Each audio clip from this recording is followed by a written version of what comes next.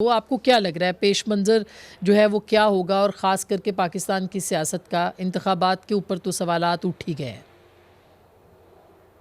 देखिए आसमा, मुझे लग रहा है कि 12 जनवरी तक हर चीज़ क्लियर हो जाएगी। 12 जनवरी को आपको पता चल जाएगा कि किसको लेवल प्लेइंग फील्ड मिल रही है, किसको नहीं मिल रही है।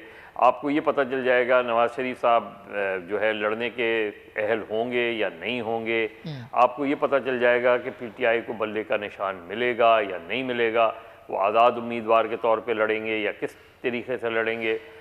मेरा ख्याल है जो full fledge election campaign launch होगी वो 14 जनवरी के बाद से हो जाएगी लॉन्च। बाकी जो चीज़ें हैं वो ज़ाहिर एक अनसर्टेनिटी तो रहती है, पाकिस्तान में एक सवालात रहते हैं, लेकिन मेरा ख्याल है काफ़ी हद तक चीज़ें क्लियर हो जाएंगी बाय 13 जनवरी। फहद साहब, आप क्या कहेंगे?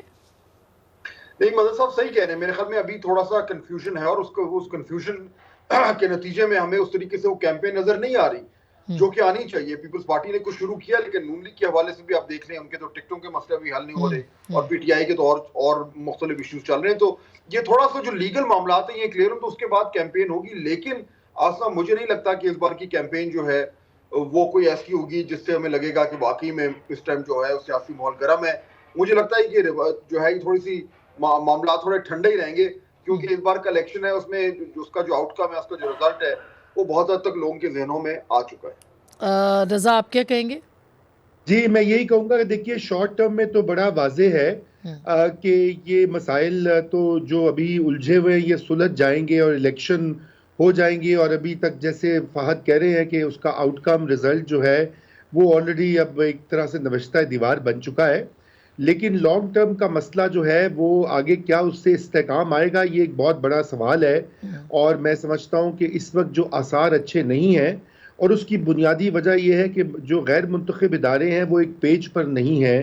उनकी आपस में जो चपकलिश जारी है, दो बड़े घर हैं, एक कॉन्स्टिट्यूशन एवेन्यू इस्लामाबाद में और दूसरा उसके पड़ोस में एक शहर है। वहाँ पर हम आहंगी जो है वो किस हद तक है उस पर बहुत स्पेकुलेशन हो रही है। मैं उस पर बात नहीं मजीद करूंगा।